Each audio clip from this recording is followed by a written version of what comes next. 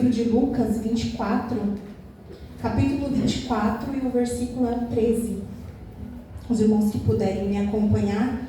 Essa é uma passagem bastante conhecida e inclusive eu já falei dela há um tempo atrás, mas é uma passagem que ela está no meu coração. Na verdade tem muitas passagens que estão no meu coração, mas essa eu tenho um carinho muito especial por ela, porque ela remete a um sentimento de Jesus na casa, sabe? Sentimento de Jesus dentro da gente. A nossa casa ela pode ser espiritual, ela pode ser física, mas Jesus na casa é essencial em ambas. Eu vou começar a ler e os irmãos acompanham, amém? E eis que no mesmo dia iam 2 deles para uma aldeia que distava de Jerusalém 60 estádios, cujo nome era Emaús. E iam falando entre si de tudo aquilo que havia sucedido. E aconteceu que, indo eles falando entre si e fazendo perguntas um ao outro, o mesmo Jesus se aproximou e ia com eles. Mas os olhos deles estavam como que fechados, para que não o conhecessem. E ele lhes disse: que palavras são essas que caminhando trocais entre vós? E por que estáis tristes? E respondendo um cujo nome era Cleófas, disse-lhes: és tu, ó só peregrino em Jerusalém, e não sabes as coisas que nele têm sucedido nesses dias? E ele lhe respondeu, e ele lhe perguntou: quais? E eles lhe disseram: as que dizem a respeito a Jesus Nazareno, que foi varão profeta poderoso em obras e palavra, e diante de Deus e de todo o povo. E como os principais dos sacerdotes e os nossos príncipes o entregaram à condenação de morte e o crucificaram. E nós esperávamos que fosse ele o que remisse Israel. Mas agora, sobre tudo isso, é já hoje o 3º dia, desde que essas coisas aconteceram. E é verdade também que algumas mulheres dentre nós nos maravilharam, as quais de madrugada foram ao sepulcro, e não achando seu corpo, voltaram dizendo que também tinham visto um varão de anjos que diziam que ele vive. E alguns dos que estavam conosco foram ao sepulcro, e acharam ser assim como as mulheres haviam dito, porém a ele não viram. E ele lhes disse: ó nércios, tardos de coração, para crer em tudo o que os profetas disseram. Porventura não convinha que o Cristo padecesse estas coisas e entrasse na sua glória? E começando por Moisés e por todos os profetas, explicava-lhes o que dele se achava em todas as Escrituras. E chegaram à aldeia para onde iam, e ele fez com que ia para mais longe. E eles o constrangeram, dizendo: fica conosco, porque já é tarde, e já declinou o dia. E entrou para ficar com eles. E aconteceu que, estando eles à mesa, tomando o pão, e o abençoou e o partiu, e lhe deu. E abriram-se então os olhos, e os conheceram. E ele desapareceu-lhes. E disseram um para o outro: porventura não ardia em nós o nosso coração quando pelo caminho nos falava, e quando nos abria as Escrituras? E na mesma hora, levantando-se, tornaram para Jerusalém, e acharam congregados os 11 e o que estavam com eles. Até aqui, irmãos. Amém. Que palavra poderosa. Eu li a história inteira, mas vamos falar sobre eles. A primeira, eu tiro dessa passagem muitas lições. E a primeira delas, que me dá um nervoso, é a falta de fé, a incredulidade. Jesus, ele tinha acabado de ressuscitar nesse momento. Na verdade, de madrugada já, né? Um pouco antes, 3 dias antes, Jesus tinha padecido na cruz. Eles eram discípulos, eles acompanhavam Jesus, eles seguiam Jesus, estavam com Jesus constantemente. E depois da crucificação, os próprios mencionam para Jesus, sem saber que era ele, que eles estavam já desesperançosos. Porque se você reparar, ele fala assim: olha, nós achávamos que ele ia remir Israel. Mas sabe de uma coisa? Olha o nível de incredulidade desses homens. Jesus, quando ainda estava entre eles, já tinha dito que ressuscitaria ao terceiro dia. As mulheres já tinham ido ao sepulcro, encontrado vazio, já tinham encontrado com um anjo que dizia que ele vivia, e mesmo assim eles estavam desesperançosos. E mesmo assim havia dentro deles a incredulidade. Homens que conviviam com Jesus, que aprendiam constantemente sobre a fé, sobre milagres, sobre tudo, sobre o céu, sobre o reino dos céus. Jesus, ele esteve aqui na terra e ele preparou esses discípulos para espalhar as boas novas. Ele preparou esses discípulos para espalhar o evangelho. Então não eram pessoas que não conheciam a palavra, não eram pessoas que não conheciam as escrituras. Eles eram conhecedores. E a fé esmoreceu. Aí eu te pergunto, quantas vezes a nossa fé esmorece? Quantas vezes a gente precisa parar, pensar, sabe de uma coisa? Eu não estou dizendo que nós somos seres humanos e às vezes a nossa carne, ela está num lugar que ela não deveria. A gente fica naquela luta interna entre a fé e a razão. E a fé e a razão são totalmente diferentes, porque a razão, ela limita os seus sonhos, ela limita as suas esperanças, ela limita os seus projetos, mas a fé, ela vai além. Porque a palavra diz que a fé, o tamanho de um grão de mostarda, ela pode mover uma montanha. Se através da fé você pode falar para este monte, vá para aquele lado, e ele vai, a razão, ela não entende isso. Então há uma luta interna. Por isso que eu acredito que às vezes a gente tem que ficar alimentando a fé. A fé, ela precisa ser regada, ela precisa ser alimentada. E esse é um exemplo. Eles estavam convivendo com Jesus, mas no momento em que Jesus morre na cruz, eu acredito que ali a esperança se acaba. Sabe por quê? Você imagina você conviver com um homem que faz prodígios, que faz maravilhas, que opera coisas grandiosas, um homem que só tinha amor para dar. A gente só fala sobre Jesus e a gente sente o quanto Jesus é precioso, o quanto Jesus é perfeito para nós. Imagine você conviver com um homem assim e de repente, num piscar de olhos, ele vai embora. A esperança acaba. A esperança morreu na cruz. E agora já é o terceiro dia e nada. Porém, Jesus tinha dado um prazo para eles. Ele não falou que era no segundo, ele não falou que ele ia descer da cruz e ressurgir. Não foi assim, ele deu um prazo, porém, a esperança esmoreceu. Eu acredito que tamanha era a tristeza, tamanha era a angústia, porque até então não tínhamos aqui o Espírito Santo para nos consolar ainda.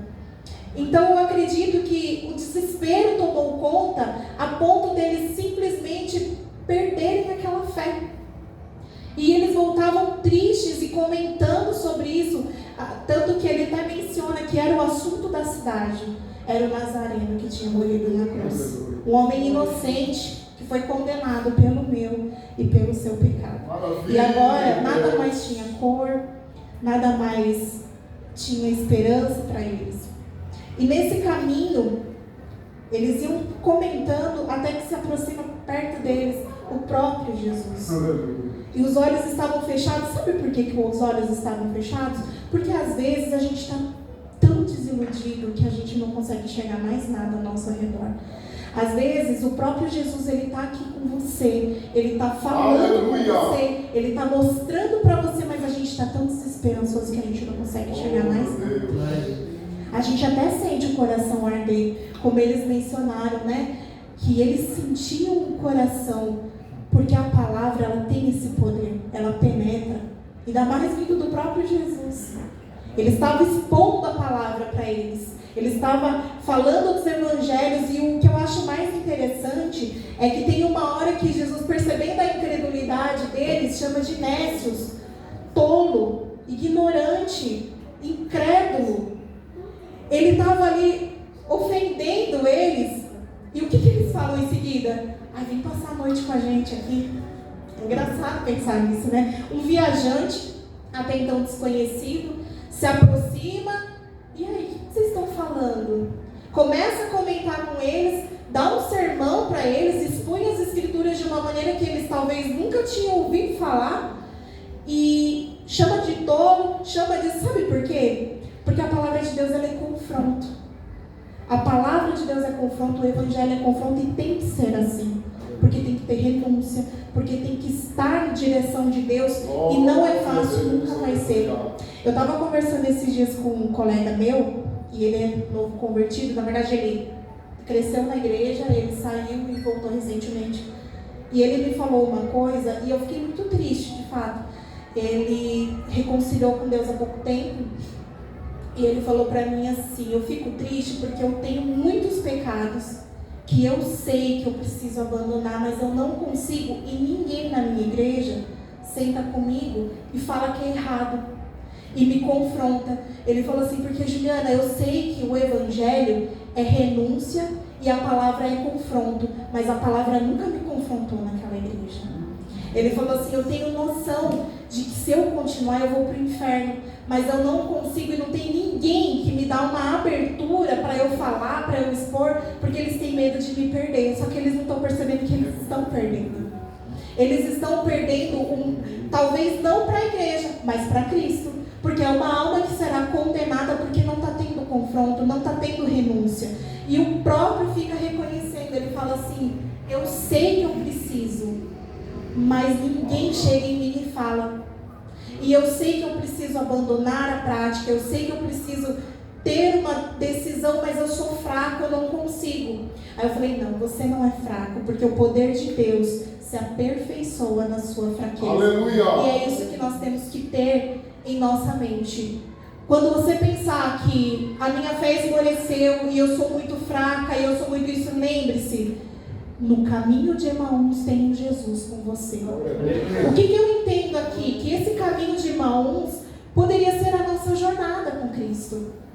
Por um momento, aparentemente eles estavam sozinhos, mas é engraçado que é quando eles começam a comentar sobre Jesus, o próprio aparece. Ou seja, eles estavam tristes, eles estavam lamentando a sua tristeza um com o outro. É nesses momentos que Jesus está do seu lado.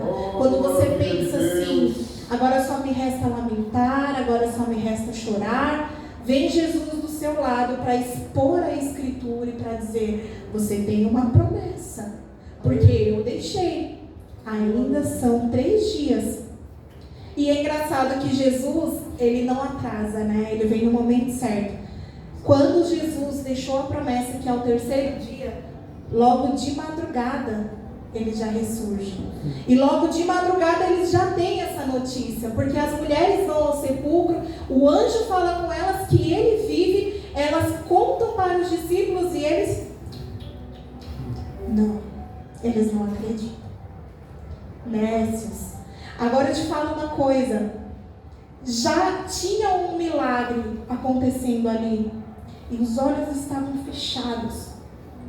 Entra Jesus, fica com eles, confronta com eles a palavra, expõe a palavra de uma maneira até que dura com eles, e vai fingindo que vai para um outro canto, e eles convidam Jesus para ficar. Eu vou te perguntar mais uma vez: será que você já convidou Jesus para entrar na sua vida, de fato? Você já convidou ele para entrar no seu relacionamento? Você já convidou ele para entrar na sua casa, na sua família, no seu trabalho? Jesus, ele é educado. Ele fez que ele ia para lá porque ele precisava de um convite. Quem entra arrebentando tudo é o inimigo. Jesus, ele precisa de um convite porque ele é educado. O Espírito Santo é educado. Você já chamou ele para morar no seu coração? Você já chamou ele para andar com você todos os dias para você não errar o caminho? Porque se errar, ele precisa te colocar na direção novamente. A gente tem que convidar o Espírito Santo. A gente tem que convidar Jesus todos os dias para a nossa vida e dizer para ele: olha, não pode mais sair. Não pode mais, porque sem o Senhor eu não consigo. Jesus entra com eles. E eu quero só expor uma questão também. Sabe quando a gente pensa assim, que a promessa ela está demorando? Que Deus ele prometeu algo e até agora não se cumpriu. E se passaram anos, e se passaram dias, meses, enfim. Tem 3 dias aí. Eu quero te dizer uma coisa. Tem 3 dias. 3 dias não no sentido literal da palavra, mas 3 dias é o tempo que Jesus determinou. Mas no terceiro dia, já na madrugada, o milagre aconteceu. O que eu quero te dizer? Deus tem um tempo, Eclesiastes fala, Deus tem um tempo para todas as coisas, tem um propósito para todas as coisas. Talvez você não esteja preparado agora. Talvez você esteja adiando o tempo de Deus. Será que você já se colocou numa posição e disse: Senhor, o Senhor prometeu, o Senhor tem algo para mim, mas me ajuda a estar na posição e me prepara para receber. O povo de Israel, quando foi liberto do Egito, da escravidão do Egito, eles percorreriam um tempo que seria muito rápido para chegar na terra prometida. Mas por causa da murmuração do povo, eles ficavam dando voltas e demoraram 40 anos, né? Eu confundo. 40 anos. Um trajeto que demoraria cerca de 40 dias, uma coisa mais rápida. Eles ficaram dando voltas, porque aquele povo não entrou, porque murmurou. Daquele povo, apenas 2, Josué e Caleb. Então o que eu quero te dizer?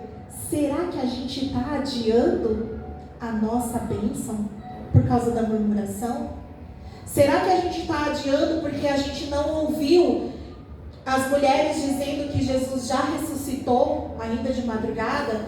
Será que a gente está murmurando? Será que a gente está questionando o fato de já ser o terceiro dia e nada ter acontecido? E eles ainda falam de Jesus de uma forma como se ele não fosse Deus, porque eles falam assim: profeta, é um grande profeta, bons em obras. Aleluia. Eles já estavam tão desesperançosos que eles não criam mais nem que Jesus era o próprio Deus ali. Será que você perdeu a sua identidade de filho de Deus? Será que você esqueceu que quem está com você é o Filho de Deus? Será que a gente não está perdendo a mão aí? Será que nesse processo, desse caminho até Emaús, desses 3 dias que nunca terminam, será que a gente não está perdendo o foco? Será que a gente não está esquecendo de ouvir, de ler as Escrituras e de acompanhar o que está acontecendo aqui? Eu sei que não é fácil, ninguém nunca disse que seria. Jesus mesmo falou que a gente ia ter aflição, mas ele fala uma coisa: tem de bom ânimo, eu venci o mundo. Ou seja, ele não deixou nada que fosse impossível para a gente. É renúncia sim, o Evangelho é dolorido, é muito dolorido, mas ele já foi dolorido lá atrás. É melhor sofrer com Cristo do que no mundo perdido e ainda no fim perder a alma. Com Deus a gente ainda tem a chance de sofrer, mas é ter uma vida eterna, é ter o cessar do sofrimento, o cessar do choro, a garantia de uma vitória, a garantia de uma felicidade que a gente não sabe explicar. Não está acontecendo nada, mas a gente está feliz. Não está acontecendo nada, mas a gente está esperançoso. O dia está sendo terrível. Você pode até ficar estressado, mas no fim você está bem. O que é isso? É Jesus na nossa vida. É Jesus no nosso coração. Sabe, tem horas que tem coisas que acontecem na minha vida e às vezes eu estou orando e falo assim: Senhor, não me deixa me frustrar, não deixa me frustrar, porque a frustração é terrível. A frustração, ela acaba com você. E sabe o que é pior? Quando você está frustrado, você fica tão desesperançoso que você fala: talvez você começa a cogitar umas ideias terríveis. Fala assim: olha, se eu vou sofrer no mundo e vou sofrer na igreja, então é melhor ir pelo caminho mais fácil. Mas eu vou te dizer, de fácil não tem nada. Não compensa perder tudo que a gente tem com Jesus para conquistar desejos passageiros no mundo. Isso não presta, não vale. Sabe de uma coisa? Quando Jesus entra e senta com eles, ele vai cear. E quando ele ceia, é no partir do pão que eles percebem que era Jesus ali. Eu fico imaginando a cena. Porque tantas vezes eles sentaram com Jesus à mesa. Tantas vezes eles sentaram e partiram o pão. E eu acho interessante que eles falam nessa hora que o coração ardia quando ele falava. E eu acho que é por isso que, mesmo sendo confrontados com a palavra, eles convidaram Jesus para entrar. Porque estava tão bom aquele papo. Estava tão bom. Você já conversou com alguém que é uma delícia conversar com a pessoa, que você sente um negócio bom, você sente uma paz, você sente uma alegria. Isso tem gente que tem um Espírito Santo assim, que é tão gostoso conversar com ela que você não quer mais parar, né? Provavelmente estava nessa situação, porque mesmo sendo confrontados, eles trazem Jesus para dentro de casa.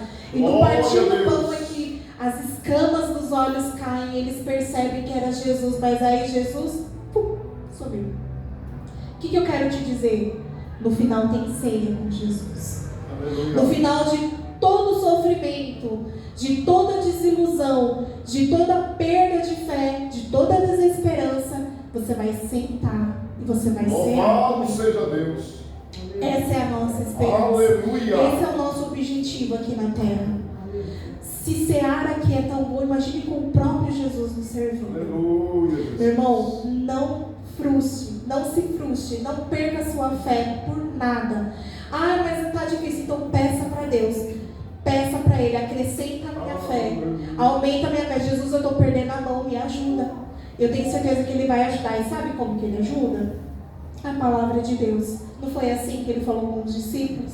Não foi isso que Ele fez? Ele deixou aqui para a gente um ensinamento. Aleluia. Quando você estiver nessa situação, você tem uma ferramenta. Como eu mencionei, isso daqui é o manual do cristão. Glória É o manual que Jesus deixou e Ele mesmo usou ali para nos ensinar. Qual é o momento que você vai usar o manual? É constantemente. Porque a nossa fé, ela fica assim, ó. Todos os dias, o irmão falou aqui, todos os dias nós somos livres da morte, todos os dias nós corremos o risco de morrer. Todos os dias nós estamos cercados pela morte. E a pergunta é a mesma que o irmão faz: será que a gente está preparado para isso? Jesus, ele está na porta e ele bate. Mas todos os dias ele volta para alguém. Todos os dias, todas as horas ele volta para alguém. E se ele voltar para a gente hoje? Será que a gente vai estar como os discípulos no caminho? Frustrados, tristes, desacreditados, incrédulos, sem confiança, duvidando até do próprio Deus?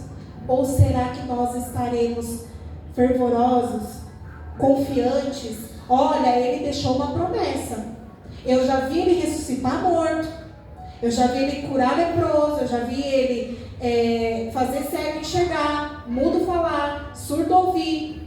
E Ele falou que Ele vai ressuscitar o terceiro dia. Se fosse eu, 1h da manhã eu estava lá na porta do sepulcro. Ele falou que ressuscitaria, hoje é o terceiro dia. Você tem noção que Ele não tarda, Ele não falha, Ele não mente, Ele não é filho do homem para que minta. Então vamos meditar nisso, irmãos. Vamos tomar essa palavra para o nosso coração. É engraçado que depois, quando Ele se apresenta para os 11 e para os outros discípulos, eles também ficam desacreditados, vendo o próprio Jesus ali. Eles ficam desacreditados. Jesus mostra os sinais nas mãos, mostra as marcas, porque é engraçado que o corpo de Jesus ele foi transformado, poderia sumir essas marcas, né? Mas acho que ele sabia, olha, eu preciso mostrar, porque senão... Ele mostra as marcas, eles olham para as marcas e eles ainda ficam meio, não sei. Sinceramente, é só Deus mesmo, viu? Para acrescentar a nossa fé, para acrescentar a nossa esperança. É isso que eu tenho para falar para os irmãos nessa noite. Uma palavra rápida, simples, mas é uma palavra que ela arde no meu coração, sim, todos os dias. Eu amo esse versículo porque eu sei que quando Deus fala com a gente sente de verdade. Assim como eles, porventura não ardia o vosso coração quando Ele falava da palavra? A palavra de Jesus já faz o nosso coração arder. Ditas pelo próprio, com certeza deve ser uma coisa inimaginável, né? Então, fiquem com essa palavra no coração de vocês, em nome de Jesus. E é isso, que Deus abençoe e fala melhor em cada coração. Amém.